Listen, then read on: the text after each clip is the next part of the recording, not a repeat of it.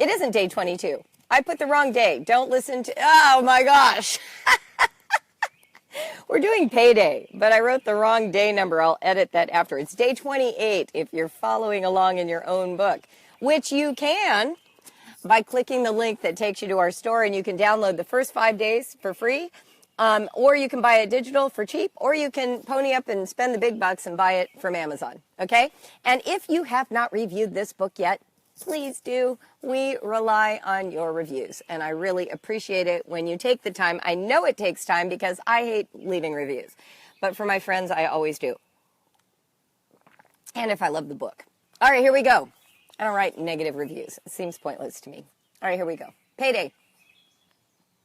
Whenever I share about a great moment in one of my kids' lives, my friend shouts, "Payday!" We were homeschoolers together for years. She has 8 kids. I have 5. We've had our share of challenges and doubts like any parent.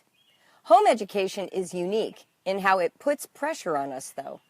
We feel every setback more deeply. After all, no one blames the school system when our kids are behind. They blame us. We home educators have a hard time not blaming ourselves, too, when our kids struggle.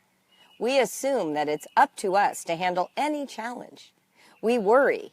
Can't remember that some years are years of struggle for a child who, with a little time and maturity, will figure it out fine, whatever it is. Home education doesn't always show the fruit we want to see in a single year or handful of years. Some kids who say they don't like home education discover as adults that, in fact, they appreciate having been homeschooled. Not only that, we don't get paid, not in money, not in credible experience for a resume, not in vacation days or bonuses. We provide this service to our families out of sheer conviction that this form of education, this method, has a shot at providing our children with a preferred environment for learning and family bonding. Chutzpah out the wazoo.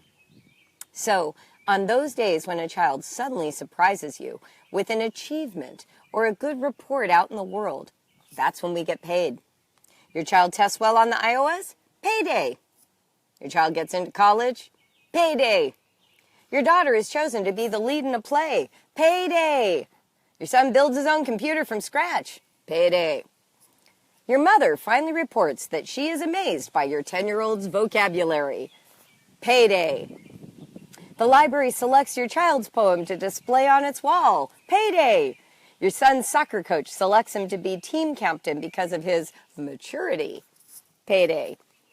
The child who would not learn times tables with the math book suddenly knows how to calculate percentages because of online gaming?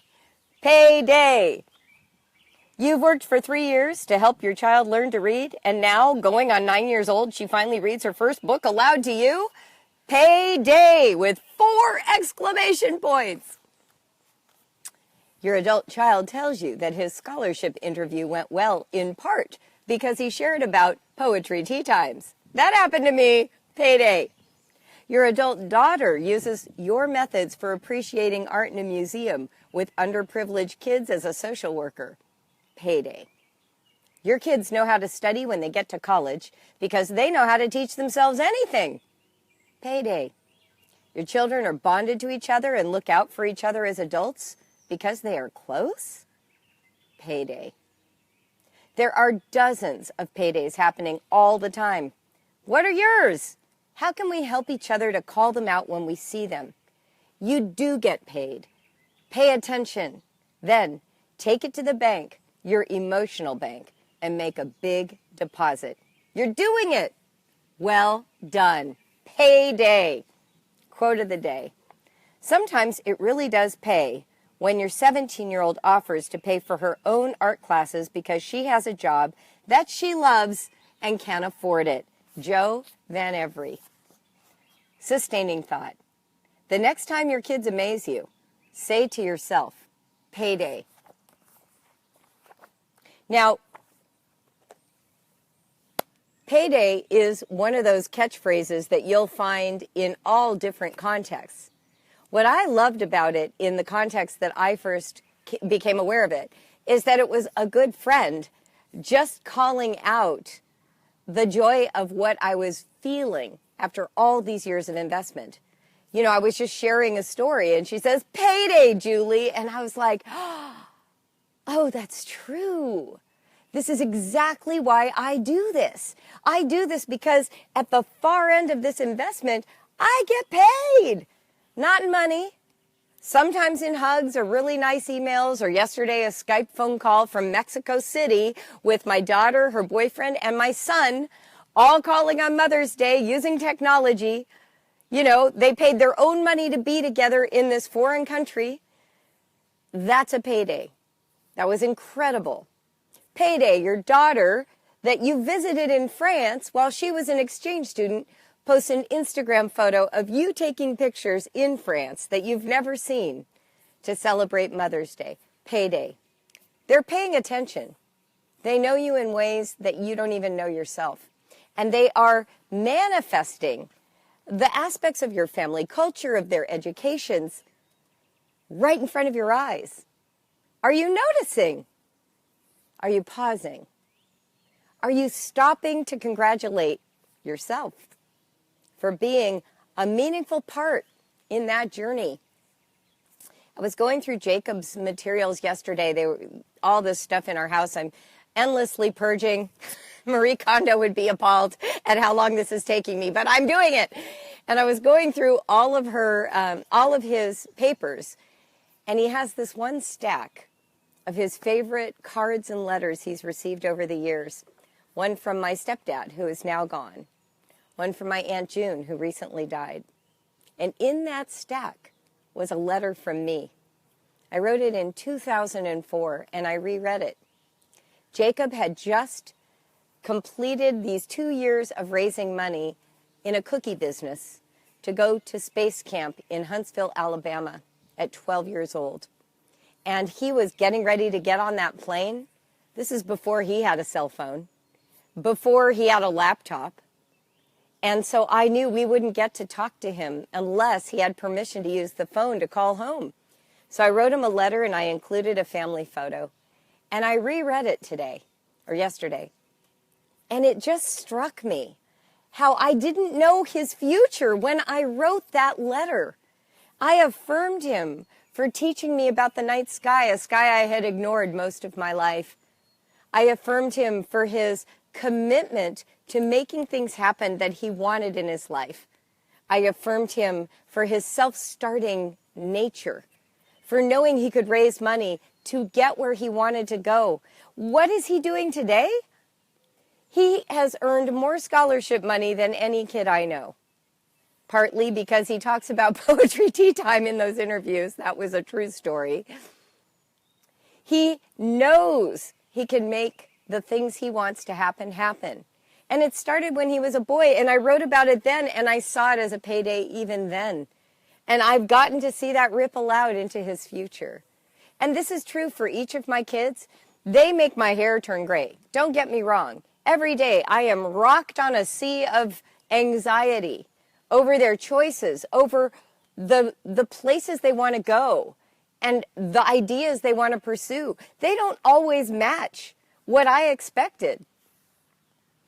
But I remember this. Nancy Graham said to me, she's on our staff, and she said whenever she worries about one of her kids, she just takes that child out for coffee and talks to them for an hour. And after an hour, she feels better. Because who her kids are, they are the payday. She can find out all of the answers to her worries in an hour conversation. You know what? That's turned out to be true for me too. I get knocked sideways. I was knocked sideways yesterday by something. And by the end of the night, I had a conversation. We were back at ground zero. And I thought, oh, that's the biggest payday of all. That you can reclaim the space when you feel rocked and scared and nervous. And not everything our kids do is a part of the screenplay in our mind. You know, you hold this little baby. I remember holding Noah when he was like, I don't know, 6 or 8 months old. And one of my friends saw him and she says, oh, you can look at his face and totally know what he'll look like when he is 20. I said, really? She's like, can't you? Khakis, button-down shirt, short dark hair. Okay, have you guys seen a picture of Noah?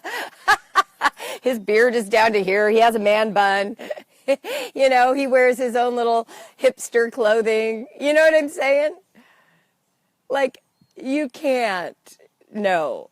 But am I proud of Noah? Am I amazed by him? Are there moments of paydays? This week he helped me with something with Brave Writer because he has built for himself programming skills from all those years of gaming, linguistics, learning Klingon, caring about Java, HTML, blogging. He made his very first website in 4th grade about World War II tanks. World War II tanks on some little, build yourself a website. In 4th grade, do you know how long ago that was? That's the late 90s. Today's a computer programmer, hasn't finished college. There have been many reasons to worry about Noah. And instead, what I get to focus on, what I get to choose, are all the paydays as I've watched the flowering of this adult, this person who has continuity with his past and has carried it forward into his future. And I can see the foundation of homeschooling in all of it. Isn't that amazing? The bottom line is, the paydays come from your connection. They come because you admire your children, not because you are fashioning them into a robot that matches your vision. They come when you least expect it. When the thing that you thought wasn't working suddenly works, right? Isn't that what happens? I want to see your comments. It's so easy to measure everything by other people's standards, right? Whether it's the school system or your mother, or according to some vision that you thought. When in truth, right before your eyes, there are moments worthy of your attention and your gratitude. Not that fake gratitude where you're trying to talk yourself out of a bad mood. Haven't you done that? It doesn't work for me. Maybe it works for some people. It doesn't work for me. When I force gratitude on myself, I end up being cynical. But what I have noticed is when I recognize that I have no power, that really all I am is, let me put it this way. I want to restate this. You know what you are as a homeschool parent? You are Match.com. You are Tinder. You are a dating service for school subjects and all the wonderful things there are to learn in the world. Your kids log into you, and then you put up profiles for them to consider. And they're going to latch on to some of those. They're going to be like, oh, that's a great match. I do want to be a surfer. Oh, that's a great match. Algebra sounds really fun to learn. And then other ones are going to be like, why did physics take a selfie in the bathroom? That's not a good look for physics. And you're going to look at that and go, yeah, that wasn't a very good match. Maybe we can improve this match. It's like you're a dating service for all of the subjects available in the world for your kids. And you are helping them discover what the good matches are. But here's the thing. The world is huge. And the internet is vast. And the library is wonderful. And television and movies and all the access points for information are available. You're just one dating service. Your kids are logging on to a whole slew of dating services, and sometimes they're going to surprise you. They're going to suddenly want to learn Klingon for no discernible reason. They're going to discover that skateboarding is the key to every other subject that they care about. And that's going to startle you. You're going to think, how is this possible? That's not a good match. I'm over here with these well-vetted matches. How can you be over here with these, Tinder people that you're just swiping right and left on? Is this too much dating metaphor for you? But I like this metaphor. Here's why. You are just an introduction service. Your kids decide who to build a relationship with. You can't decide that for them. So your job, if you choose to accept it, is to create as many meaningful introductions as possible. Here's why this is an important thing for you to consider. Are you going to introduce something with these words? Hey, sit at the table. We need to learn grammar. What kind of introduction is that? How would you dress up grammar? Where would you meet grammar? How can that first date be good? How can you set the stage to make that date be good? The payday comes as a result of the meaningful connection your child makes with that subject area or that skill or that opportunity. And it's your job to make that first date good if you can, or to go back and, put that subject on a, what do they call those? A makeover program, right? Where you're going to make it over. Whoops, I introduced it this way. Whoops, that wasn't working. Yeah, Barbara says about grammar, starting with Mad Libs is one way to do it. Absolutely. Or just playing with language. Just literally playing with it, playing word games, playing board games that use language. But that's just grammar. I mean, there's a million ways to make these introductions. But if you thought about romance as a part of learning, as opposed to duty and obligation, this is the difference between marriages that are arranged, really, and this dating idea. Are you going to force an arranged marriage between algebra and your high school student? How are you going to create an introduction or a context or a space that makes that relationship possible? That's your job. You're the dating service. You're the introduction service. Think about that. Which is a funny thing to think about when I'm talking about the other end, which is paydays. And the payday is simply recognizing when that spark ignited. Your child got into college. Woo! Your child got the scholarship. Woo! Your child got the job. Woo! Those are awesome moments. Awesome moments. And literally, it can even happen in things that don't seem related to school or learning. When Johanna wanted to become a vegan, that was an awesome moment. Not because it was convenient. It was utterly inconvenient and expensive. But what it was the fruit of being the kind of person who did research and applied what she learned to make a meaningful change in her life, to implement what she was learning. Do we really want everything they learn about to just stay stored up here, or do we want to see it put into action? When your child who's a struggling reader suddenly likes to read, that's a big day. When your child who hates writing discovers fan fiction, that's a big day. When your child who has been timid asks to sign up for a soccer team, that's a big day. It means the child is pulling from inside some resource, some deposits that you've made, and is branching out into this next big challenge. That's a payday. And then, of course, there's all the affective paydays, right? Yesterday was such a prime example. If you're in the Brave Schoolers, Brave Writer Facebook group, you saw so many of these. Kids with dysgraphia writing personally handwritten cards to their mothers. I mean, come on! It doesn't get better than that. That's what it's all about. If your child writes you a story. I remember when I was probably in second or third grade, it was coming up to Christmas, and I was really enamored with this gift wrapping idea. And my mom, who was so adorable, just bought me my own gift wrap, like just reams of that like turquoise foil that was really popular in the 1960s. And so I was like wrapping presents, but I ran out of presents to wrap. I wanted to wrap more. So my mom said, well, you can wrap anything. If you want to make pictures or write notes, you can wrap those. What a good mom, right? What a good mom. She didn't say, well, I'm sorry, it's expensive to buy wrapping paper. No, she gave me scissors, my own workstation. So I realized, well, I could write everybody notes and draw pictures in second or third grade. So for an entire afternoon on single sheets of paper, I drew pictures and wrote captions and wrapped them in blue foil. It had designs on it. and bows, put bows on top. And my poor family all had to open like 10 of these on Christmas morning.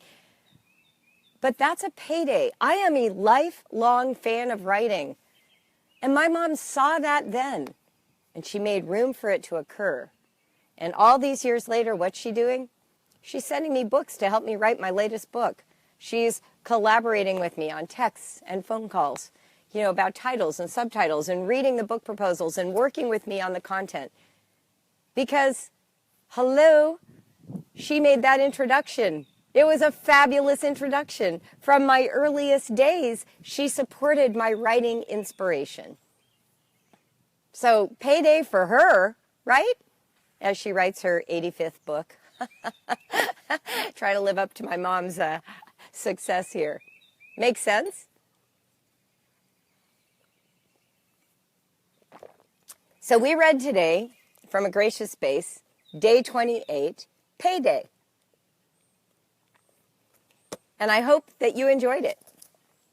At noon, we are opening registration for the Brave Writer Writing Conference, and that is going to happen September 8th and 9th. The first 100 registrations, you're in. Today only, the price is $89, and it goes up immediately tomorrow for $99. Austin is an amazing town, I've been told, but I've never been, so I'm excited to meet it. The city slogan is Keep Austin Weird, so we know that means good things for Brave Writer. Ashley has started a new hashtag, Ashley, our hostess, which is Keep Austin Brave Writing, or Brave Schooling. I think that's fabulous. I would love it if you came. There are hotels. You can fly into Austin. There are ground transportation options, and I hope you'll come with friends. We're very excited to meet you. It's going to be really fun. I suggest that you follow me on Instagram, here on Facebook, to keep up with all the details.